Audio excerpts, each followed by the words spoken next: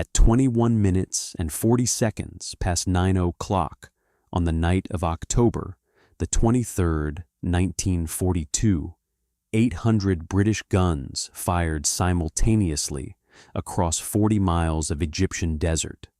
The sound did not travel. It arrived. 60 miles to the east, in the city of Alexandria, people stopped walking and looked west. The horizon had become the sun. In Cairo, just days earlier, the British embassy had been burning classified documents in the courtyard. Citizens were leaving. Rommel's plan for seizing the city was already written. What happened in the next 12 days would determine whether the British Empire survived the war, or whether the greatest desert general in history would control the Suez Canal, the Middle Eastern oil fields, and the route to everything Britain called its own. Before we go any further, in the comments, tell me this. What do you think actually saved Britain in the autumn of 1942? Because the answer is not what any history book will tell you. Now watch until the end, because what you are about to discover will permanently change how you understand deception, sacrifice, and what happens when an exhausted empire decides it will not take one more step backward. To understand what those 800 guns actually meant, you have to understand what the 3 years before them had done to Britain. This was not a nation riding a wave of martial confidence into its greatest battle. This was a nation that had been beaten, humiliated, and shaken to its foundations, and had run out of places to run. The catalog of failure was comprehensive and public. In February of 1942, 3 large German warships sailed through the Straits of Dover in broad daylight. British aircraft attacked them and achieved nothing. British ships attacked them and achieved nothing. The warships arrived safely in their home port as newspapers struggled to explain what had happened. That same month, Singapore fell. More than 80,000 British and Commonwealth soldiers surrendered to a Japanese force half their size in what Winston Churchill described as the single greatest disaster to British arms that his country's history had ever recorded. A prime minister had called his own nation's military performance the worst in its history. That sentence appeared in newspapers. People read it at breakfast. In the summer of that same year, Churchill faced 2 votes of no confidence in the House of Commons. He survived both. The margin of his survival was not a ringing endorsement. The disaster had not been born from a single catastrophic miscalculation, but from a fundamental collision between what Britain believed its army could do and what its army was actually capable of doing.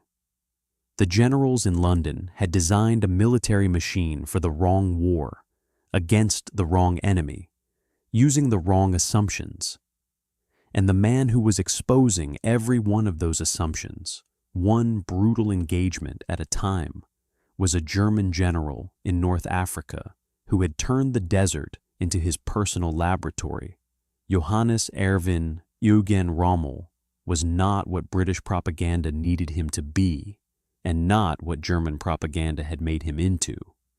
Though the distance between those 2 fictions was significant, he was not Prussian aristocracy. He did not belong to the class that dominated the German high command. He was a Swabian outsider who had earned every decoration through physical courage and an understanding of tempo in warfare that was, in 1941 and the first half of 1942, without equal on the North African battlefield. As a junior infantry officer in the First World War, he had won Germany's highest decoration for valor on the Italian front. As a divisional commander in France in 1940, he had captured more prisoners and covered more ground in less time than any other German formation. The men who served under him used a word that soldiers rarely use without irony. They called him irreplaceable. His method was simple in principle and devastating in execution. He believed that the commander who acted faster than his enemy could think would always win, regardless of the forces available on paper. He led from the front, personally, in a command vehicle that moved with the leading tanks. He changed his mind faster than his staff could transmit orders. He struck where the enemy was not, then struck again before the enemy could reorient. Against British commanders trained in methodical set-piece warfare, operating through command structures that required hours to process changes, Rommel moved like a thought through a confused mind. By the time the British brain had registered the threat, the body was already hit. By the summer of 1942, he had chased the Eighth Army across 600 miles of desert. The city of Tobruk, which had held for 242 days against everything he threw at it, fell in a single day in June. The retreat that followed was not tactical. It was a rout. It ended only because there was nowhere left to retreat to. Geography saved Britain, and it is important to understand it precisely. 60 miles west of Alexandria, the Egyptian coastline creates a natural choke point. To the north, the Mediterranean. To the south, a feature called the Qattara Depression, a vast low-lying wasteland of cliffs and salt flats and quicksand approximately the size of Switzerland, completely impassable to mechanized forces. Between the sea and the depression, 40 miles of desert. That was all. 40 miles of front that could not be flanked, could not be turned, could not be outmaneuvered. A general who had built his entire reputation on flanking and maneuver and tempo had been handed a battlefield where none of those things were possible. The Eighth Army had not chosen El Alamein as a position of strength. It had fallen into El Alamein as a position of last resort, and the full meaning of that distinction deserves to sit with you for a moment. Before the El Alamein position lay the Nile. Before the Nile, Cairo. Before Cairo, the Suez Canal. Rommel had a plan for all of it. He had identified Egyptian nationalist cells who would rise when his forces entered the city. He intended to blow the Nile bridges to trap the retreating British inside the metropolis. The Suez Canal, Britain's maritime lifeline to India, to Australia, to the Persian Gulf oil fields, was days from capture if the line broke. The citizens of Cairo had already worked out the arithmetic. They were leaving. The British embassy burned its classified documents in the courtyard on a single afternoon. The event was noticed immediately and given a name that would outlast the war. People called it Ash Wednesday. Into this catastrophe arrived a general whom nobody outside specialist military circles had heard of. He was not Churchill's first choice. Churchill had wanted Lieutenant General William Gott, a brave and experienced desert commander he had met during his visit to the front. Gott was killed when the transport aircraft carrying him was ambushed by German fighters before he could take up the post. A signal went to London requesting an immediate replacement. The man who received that signal was Bernard Law Montgomery, age 54, short, slight, squeaky-voiced, with knobbly knees visible below his shorts and a tank regiment's beret on his head, belonging to no regiment he had ever commanded. He was by any conventional measure of desert war celebrity the wrong man for the job. He was exactly right for the job because of that. When Montgomery arrived at the Eighth Army's headquarters in August of 1942, the first thing he found was a drawer full of plans for the defense of the Nile Delta. Detailed, carefully prepared contingency plans for the positions the Army would fall back to after El Alamein failed. The second thing he found was no plans whatsoever for attacking Rommel. He ordered the retreat plans burned. The speech he delivered to his assembled staff hours after his arrival has been described in various ways by the men who heard it. One intelligence officer called it electrifying. Another described the effect as exhilaration. The most precise account came from an officer who said Monty absolutely deserved all the credit he could get for the way he changed us. We were different people.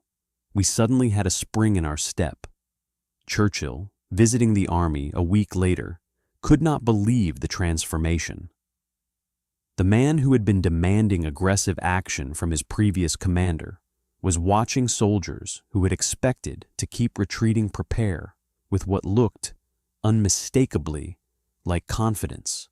What was not yet clear was whether that confidence was justified. To understand that question, you have to look first at the man Montgomery was about to fight, and at the extraordinary invisible war already being waged before a single shot of the great battle was fired. By the autumn of 1942, Rommel was physically broken. The relentless pace of the campaign had done what British weapons had so far failed to do.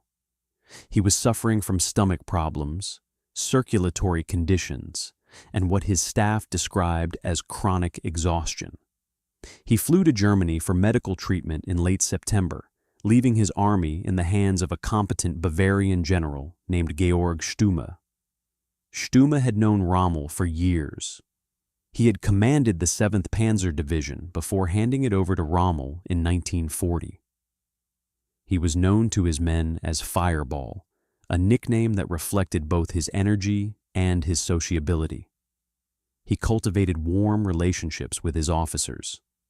He was not Rommel. Nobody was Rommel. But he was experienced, and he was prepared to follow the plan his commander had left him. That plan, on the ground in front of Stumme's command post, was the most formidable defensive construction in North Africa. Unable to maneuver for lack of fuel, because British air and naval interdiction had reduced Axis supply deliveries to a trickle, leaving the Panzer Army with roughly 3 days of reserves at any given time, Rommel had used the one resource he had in abundance: labor. Between 450,000 and 500,000 mines had been laid in a belt that was, in some places, 8 kilometers deep from front to rear. Barbed wire, anti-tank gun positions sited carefully behind the minefields, so that any armored force that breached the wire would emerge directly into a killing ground. Rommel had named his creation with sardonic affection. He called it the Devil's Gardens. 500,000 mines. The mathematics of this are worth sitting with. The entire front was 40 miles wide. If you laid those mines in a single line from the sea to the depression, you would plant one mine every 14 centimeters. They were not laid in a single line. They were laid 8 kilometers deep. Stumme believed the attack was weeks away. He believed it would come from the south. He was wrong on both counts because of what had been happening in the desert for the previous 6 weeks. A campaign of organized deception so complete, so methodically executed, and so breathtakingly detailed that Winston Churchill would praise it by name in the House of Commons. Its formal designation was Operation Bertram. Its central insight was one that a generation of military planners would adopt as doctrine. You cannot hide things in the desert. You can only disguise them as something else. The challenge Montgomery faced was almost impossible to solve by conventional means. He needed to move 1,000 tanks, nearly 200,000 men, and thousands of tons of ammunition and supplies into their assault positions in the northern sector of the line without Axis aerial reconnaissance noticing. If the enemy knew where the attack was coming from, the Devil's Gardens would stop it. The deception plan was devised by a secretive intelligence operation called a force, led by Dudley Clark, and executed on the ground by Jeffrey Barkas, the head of the Middle East Command Camouflage Directorate. Barkas was not a military man by background. He was a film director. His primary tool was a device called a sun shield, a canvas frame designed to make a Crusader or Sherman tank look, from aerial reconnaissance altitude, like an ordinary supply truck. 772 sun shields were manufactured and issued. On the night of October the 20th and 21st, the entire X-Corps Armored Division moved from its staging area to its forward assault positions under cover of darkness. By dawn, every tank had its sunshield in position. Back at the original staging area, dummy tanks were erected in the exact positions the real ones had occupied. From German aerial photographs taken the following day, nothing had changed. The supply problem required equal ingenuity. Over 3,000 tons of stores needed to be concealed near El Alamein railway station, 5 miles behind the front line. 2,000 tons of that was petrol. The solution: more than 100 slit trenches were lined with walls of petrol cans stacked a single can wide, reducing the visible width of each trench by just enough to evade aerial detection. Food was hidden by covering stacked supply boxes with camouflage netting identical to that used for trucks. From the air, it was a truck. To convince Stumm that the attack would come from the south, a dummy water pipeline was constructed running toward the southern sector. Built slowly and deliberately, at a pace calculated to suggest completion around mid-November, this was Operation Diamond. 20 miles of fake pipeline, assembled entirely from discarded petrol tins, laid by hand in the desert, while the actual assault buildup was concealed to the north. Then came the move that separates Bertram from ordinary deception entirely. 3 dummy artillery battery positions were established in the southern sector, carefully camouflaged to appear genuine. Over several days, the camouflage was deliberately allowed to deteriorate. Axis reconnaissance pilots photographed the batteries, noted the degradation, and updated their intelligence accordingly. Those guns were fakes, nothing to worry about. On the night before the battle, the dummy guns were replaced with real ones. At the opening of the assault, motor torpedo boats ran along the coastline, playing recordings of battle sounds through loudspeakers. A phantom amphibious landing behind the northern Axis line, designed to freeze coastal reserves in place during the critical first hours. After the battle, the captured Afrika Korps commander told Montgomery directly that he had believed the Allies possessed at least one entire armored division more than they actually had, and that the attack would come from the south. Stumm had believed the battle was still weeks away. The trap was set. The army was invisible. Now you have to understand the man the army was waiting for. Montgomery had arrived at a force with an institutional relationship with defeat.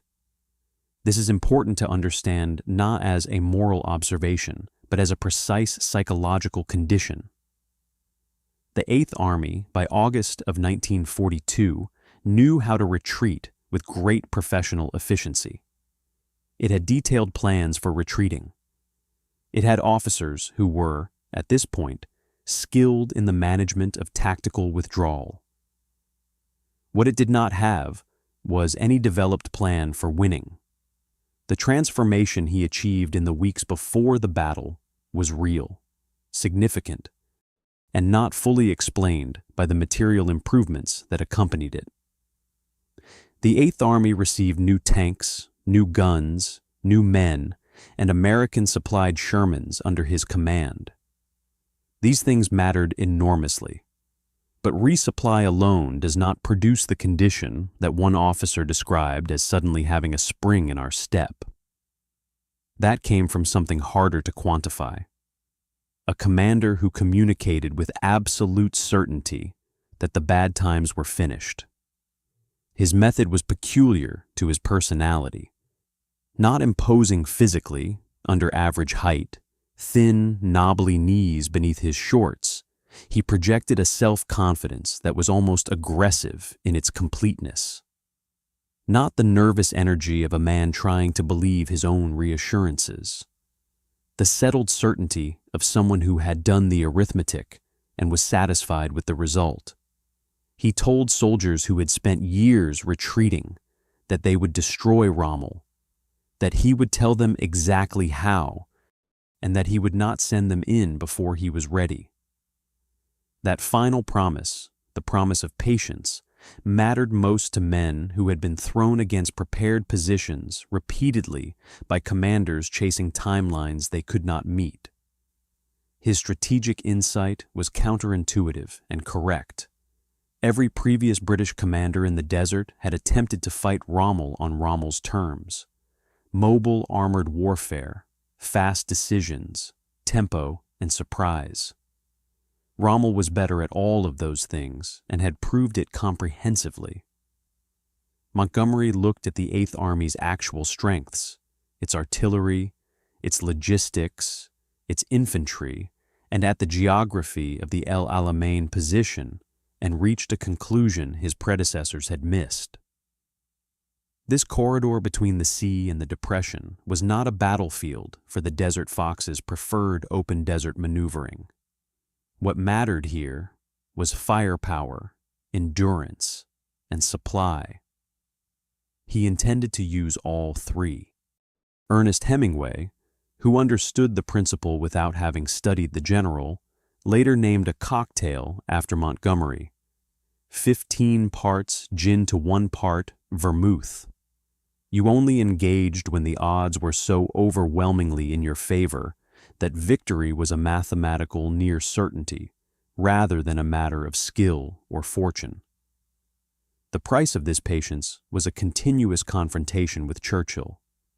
The Prime Minister, watching from London with the anxiety of a man whose political survival was entangled with a battle he could not control, sent cables of increasing urgency demanding action. Montgomery declined everyone. He required more time to train, to resupply, to prepare.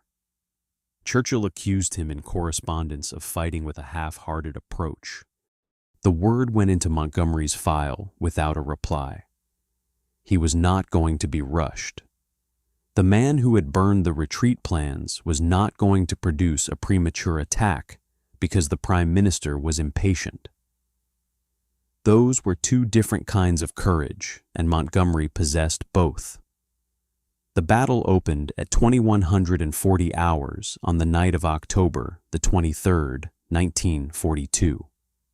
882 field and medium guns, and the true figure for all categories of artillery was nearer to 1,000, fired simultaneously across the full length of the line.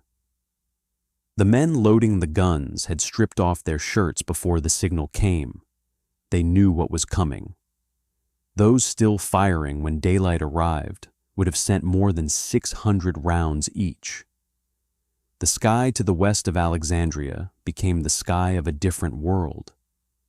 In Alexandria itself, 60 miles from the front, civilians stopped in the streets and stared. German veterans of the First World War who were in the Axis front line that night recognized the sound immediately, the rolling, continuous thunder of drum fire that had defined industrial warfare a generation earlier. They had not expected to hear it again.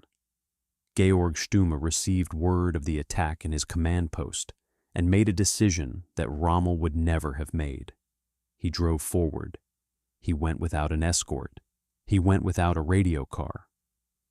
The acting commander of the most important Axis force on the continent took a staff car, his chief signals officer, Colonel Andreas Buchting, and a driver, and moved toward 800 British guns.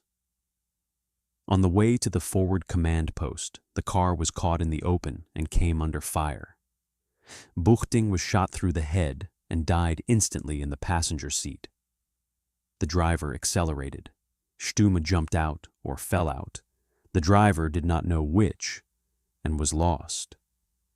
For the next several hours, the Panzerarmee Africa had no commander, not a temporary vacuum, not a deputy making decisions while the principal was unreachable, no leadership whatsoever. While the barrage was still firing, while British engineers crawled through minefields on their hands and knees in the dark, while the fate of Egypt was being decided in 8 kilometers of sand and wire, the men whose job it was to stop all of this were receiving contradictory orders from generals who did not know who was in charge. Stumme was reported missing, assumed captured. General Wilhelm Ritter von Thoma, the Africa Corps commander, eventually assumed control. Hitler was contacted and told that Rommel needed to return immediately. Rommel was still in Austria. His army was fighting without him. Stumme was found the following morning lying in the desert, with no visible wound and no explanation for his death beyond the high blood pressure that had troubled him for years. The shock of the ambush and the physical effort of holding on to the accelerating car had induced a fatal cardiac event. He was 56 years old. He was the first Axis commander to die at El Alamein, and he died before the battle was 12 hours old. The assault itself, in those first hours, was everything Montgomery had feared and nothing he had been able to prevent. Operation Lightfoot, named with dark humor for the infantry who would be light enough not to trigger anti-tank mines, required British engineers to cut 24-foot corridors through 8 kilometers of the Devil's Gardens in darkness, under fire, using Polish mine detectors that many operators had never used in combat. Through these corridors, the tanks of X-Corps were supposed to push before dawn, reach the open desert beyond the minefields, and confront Rommel's armored reserves where British numerical superiority would be decisive. The corridors were not wide enough. The minefields were deeper than expected. The dust, churned by the barrage and the movement of thousands of men and machines, reduced visibility to near zero. The Scorpion flail tanks, experimental vehicles designed to beat a path through mines, overheated and broke down.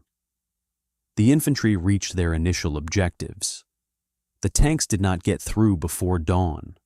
General Herbert Lumsden, commanding the Armored Corps, appeared before Montgomery in the early hours of October the 25th, and stated that to continue pushing tanks through inadequately cleared corridors into concentrated anti-tank fire was suicidal. Montgomery believed Lumsden had suffered a failure of nerve, not cowardice. But the institutional hesitation that had undone British armored commanders against Rommel repeatedly. He overruled him, reduced the attack from 6 armored regiments to 1, and restructured his plan entirely. The battle that resulted was not the battle he had designed. He had planned a clean breakthrough. What he got instead was something grimmer and more grinding, that he himself called, with a deliberate lack of drama, the dogfight. Rommel landed at his headquarters on the evening of October the 25th and found an army that was not the Panzerarmee he had left. The fuel reserves were catastrophic. The capacity for mobile counterattack that had defined his career was burning away faster than it could be restored. Ultra-decrypts and the Y-Service radio interception operation were feeding Montgomery information about Rommel's plans in near real time. By 9:35 on the morning of October the 25th, British intelligence had identified the exact composition and direction of the German armored counterattack hours before it moved. British forces repositioned before Rommel could strike. He launched his attack and hit nothing where he expected to find it. He understood precisely what was happening. In his diary, he wrote, "It was only by the desperate fire of all available artillery and anti-aircraft guns, regardless of the ammunition shortage, that a further British penetration was prevented. Every counterattack burned resources he had no means to recover. The tactics that had made him famous, speed, initiative, striking where the enemy was not, all of them required something he did not have. A general famed across 2 continents for his mastery of mobile warfare had been reduced to a static defender, not by a brilliant counter-move, by a shortage of petrol." While Rommel was trapped in this arithmetic, Montgomery adjusted.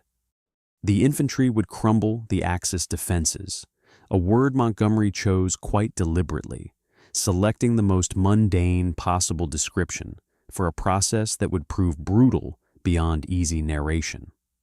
The Eighth Army's task was not to win a dramatic, decisive engagement.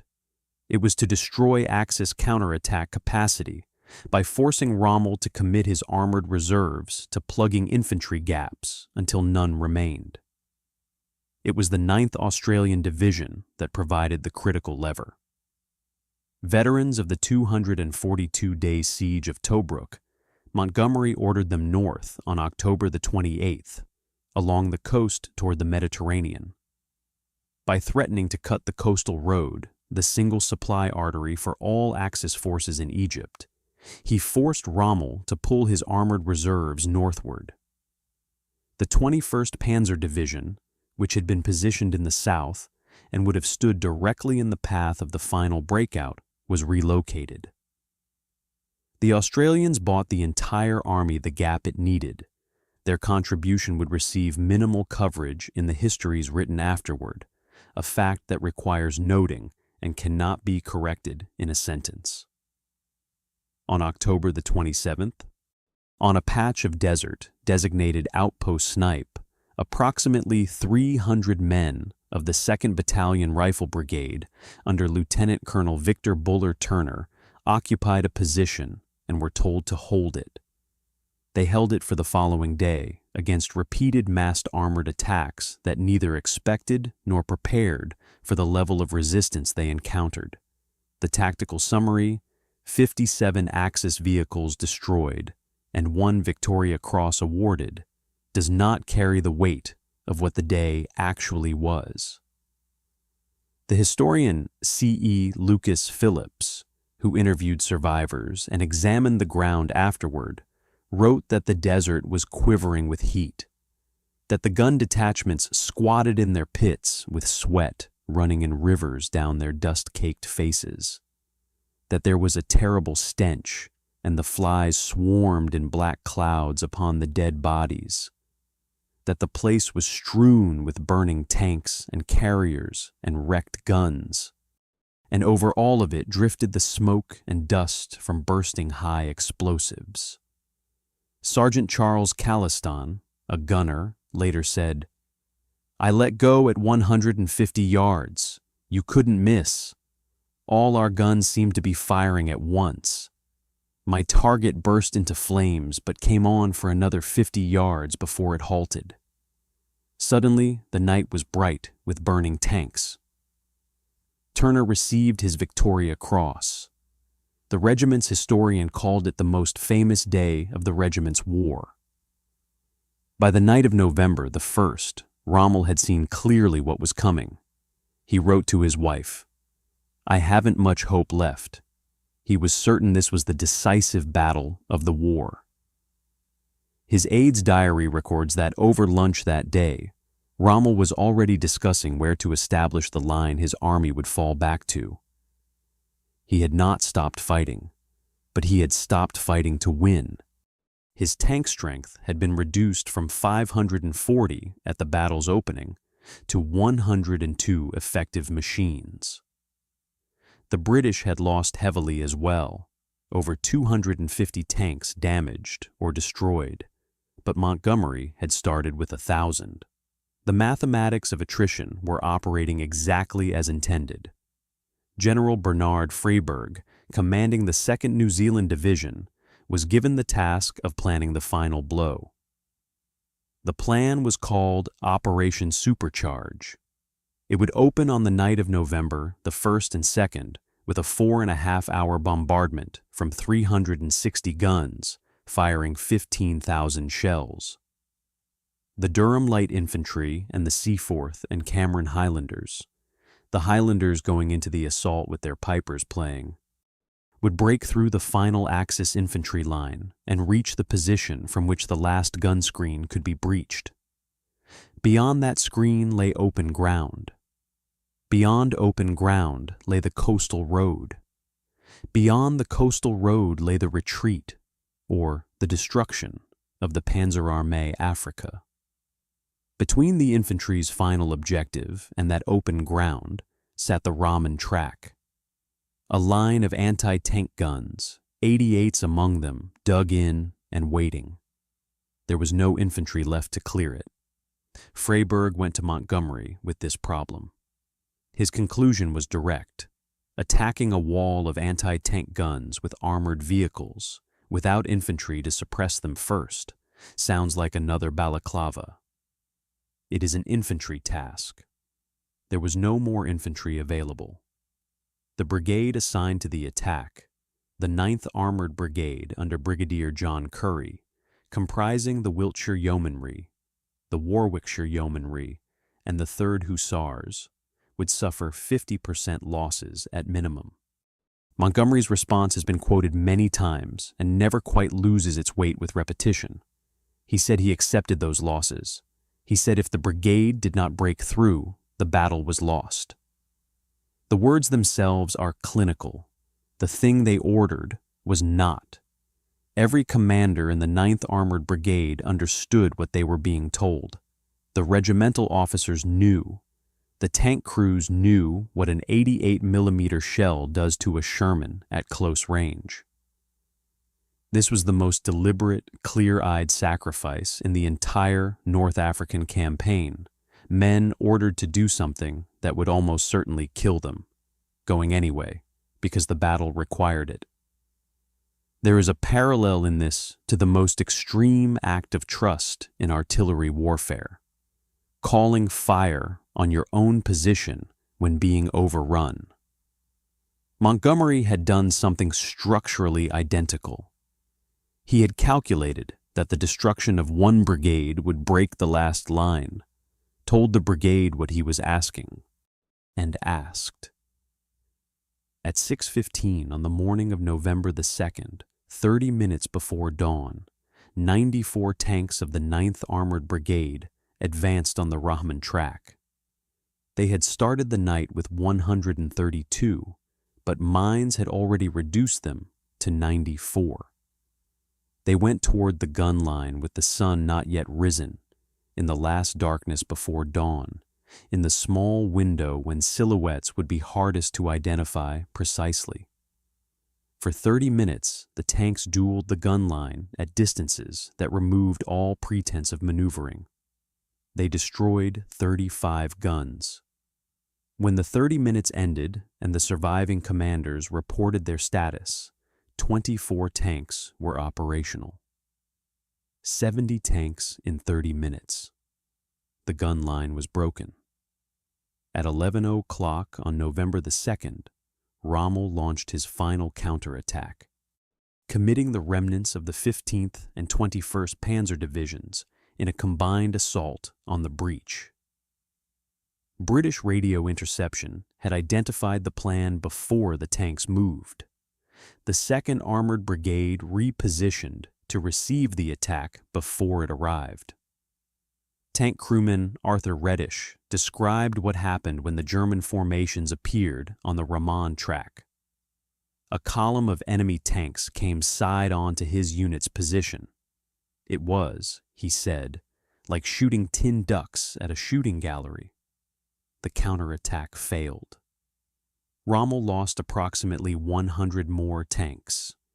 He had 35 left. Then came the Italian soldiers, and this part of the story demands to be told plainly, because it almost never is. The standard presentation of Italian military performance in North Africa assigns these forces a supporting role in Rommel's drama, useful as background and unreliable in crisis. This presentation is factually wrong. The Folgore Parachute Division fought with tenacity throughout the battle in the south, repeatedly delaying attacks by experienced Commonwealth infantry against positions held without adequate anti-tank support. The Bersaglieri held lines that units on either side had abandoned, and the Ariete Armored Division caught without fuel and without orders to withdraw when the German motorized forces began their retreat on the night of November the 3rd and 4th, chose to fight. The German units with fuel fled.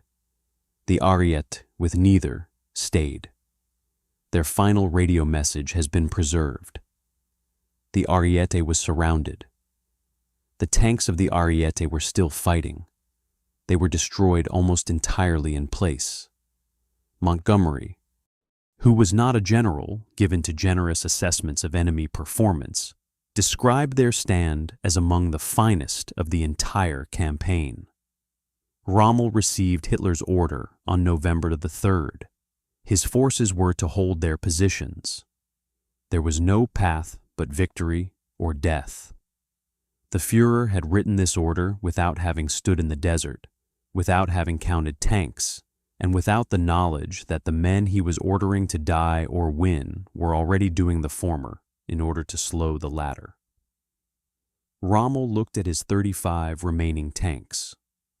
On the night of November the 3rd and 4th, he began withdrawing.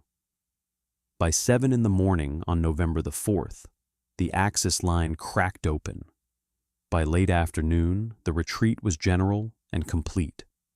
Montgomery sent word to Alexander, who sent word to London, and London sent word to the churches of Britain.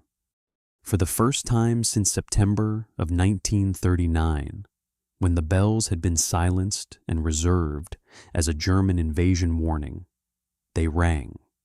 That evening, a dinner was served in Montgomery's command caravan, captured earlier in the year from an Italian general whose furniture was considered rather better than standard British Army issue.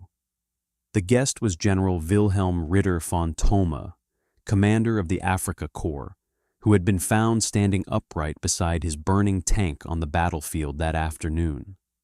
He had not retreated. He had not run. He had watched his command destroyed around him and simply stood, waiting. Montgomery sent a car. Von Thoma arrived, dusty and defeated, and was offered a meal. The two commanders ate together while the battle concluded around them. When dinner was done, von Thoma told his host that the deception had worked completely.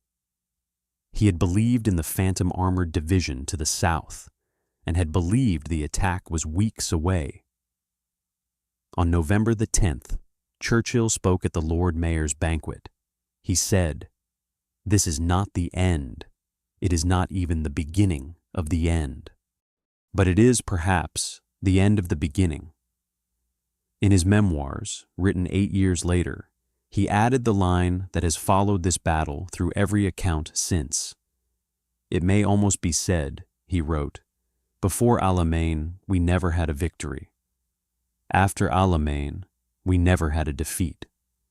The pursuit that followed the breakthrough has been argued over ever since. Montgomery was slow. The Eighth Army failed to cut Rommel off at Fuka and Mersa Matruh. The Desert Air Force, which had the retreating columns trapped on the coastal road and within range, reduced its offensive sorties on November the 5th due to supply concerns. Rommel escaped. He would reorganize and fight for 6 more months before the final Axis surrender in North Africa in May of 1943.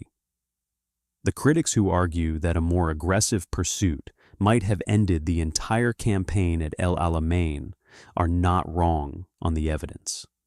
The counterargument, that an army which had just fought 12 days through the most elaborate defensive construction in the desert lacked the mobile reserves to simultaneously conduct a lightning encirclement is also not wrong on the evidence.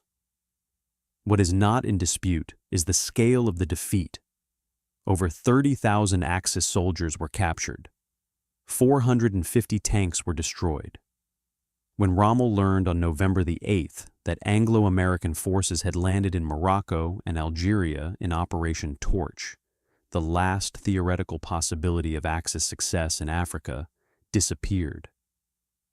He was now fighting on two fronts simultaneously, with nothing between him and two advancing armies but the width of a continent.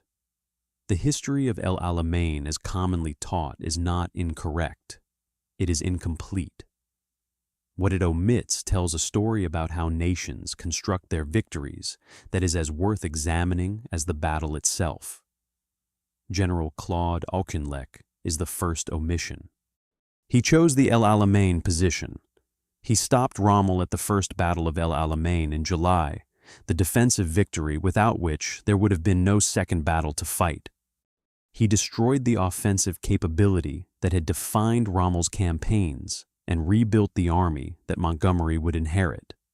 He was removed by Churchill for requesting 6 weeks to prepare a counteroffensive, and his replacement was given 12 weeks and celebrated for his patience.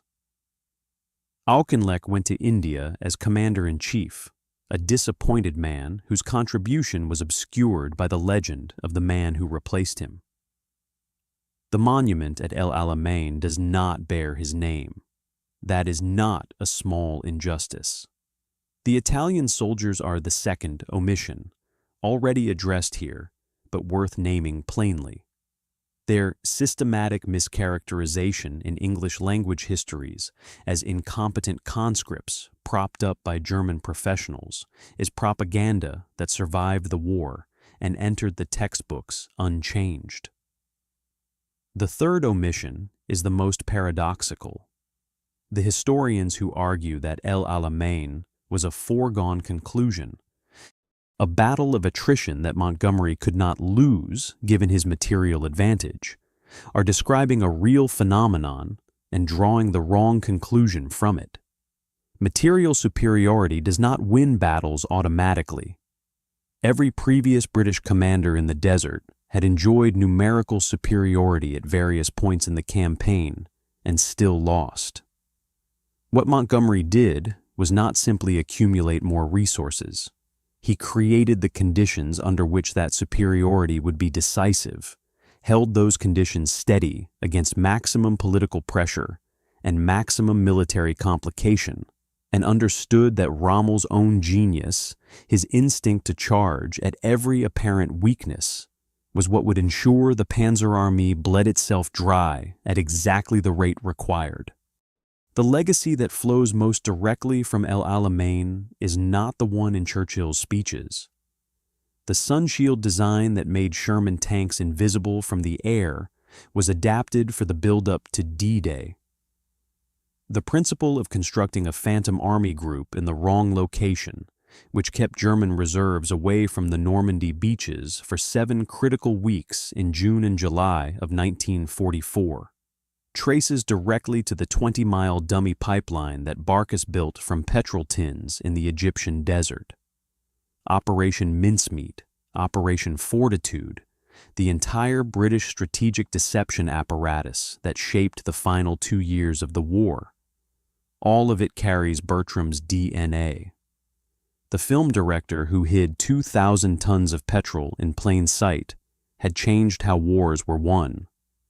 The El Alamein War Cemetery sits on the coast road 60 miles west of Alexandria, on ground that was desert in 1942 and is desert still. 7,367 Commonwealth graves, British, Australian, New Zealander, South African, Indian, among others. Nearby, the German military cemetery holds 4,200 men. Nearby again, the Italian memorial commemorates the Ariete and the Folgore, and all the others who came here and did not leave. 3 nations, 3 cemeteries, the same desert. What changed at El Alamein was not simply the balance of forces between Britain and Germany, though that shifted decisively. It was not the supply situation or the intelligence advantage or the number of tanks, though all of those things mattered. What changed was the answer to a question the British Army had been unable to answer for 3 years. Whether it was capable of defeating the best the Axis could field, on ground not of its choosing, without the advantages of surprise or maneuver. The answer, it turned out, was yes, with conditions. The condition was a commander who refused to fight Rommel's war and forced Rommel to fight his. The condition was engineers crawling through minefields in darkness with Polish detectors, and tank crews camped beneath canvas sunshields, and a film director hiding petrol tins in plain sight.